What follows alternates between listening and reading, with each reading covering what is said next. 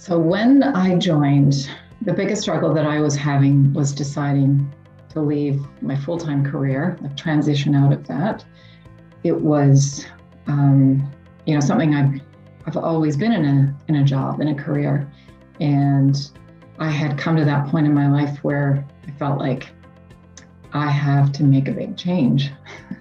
And that change was to give up being in, my job where, I had a lot of fulfillment, like a lot of really good things, but I was getting to the point where I knew I was getting more and more frustrated being in that role and not doing the things in my life that I wanted to do. And I had, when I joined, I was in the process of turning 60. If you remember, I was leading up to that.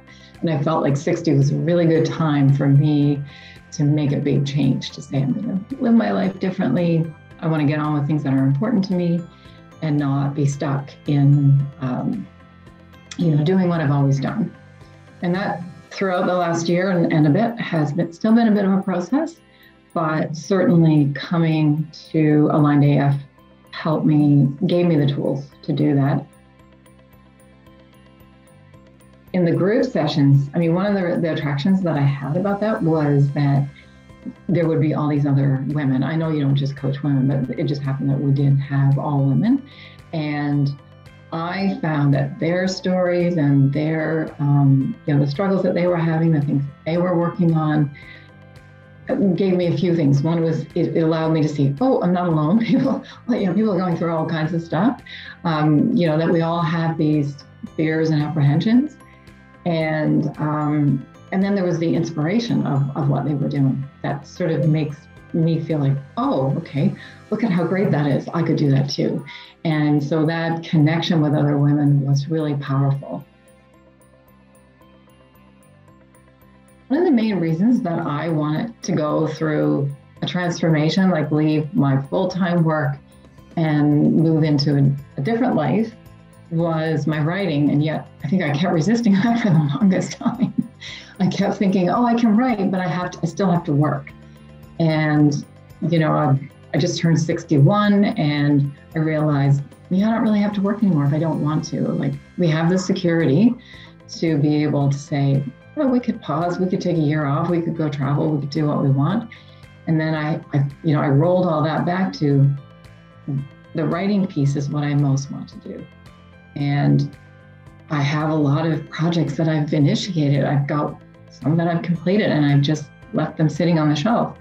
So that's the big goal, that I'm going to go down that path with like heart and soul and all my actions and activities. But, in addition to that, things came out that I didn't even know I would have the goal for. I always thought I took pretty good care of myself, but I think I do that in a much better way now. I'm much more aware of, setting boundaries, carving out time to, I've always journaled every morning, but I've added meditation to that. I've added thinking time to that.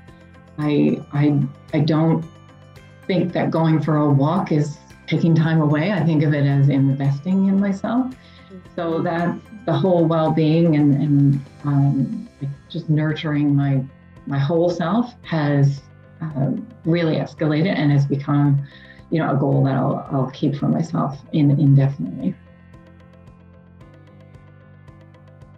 I think sometimes people, and I was probably one of them, is like, am I really worth it? Like, should I spend this money? Like, am I like, and in the end, I would say it's a very small amount of money for a huge wealth of, information, changes, ideas, pathway to whatever you want to create.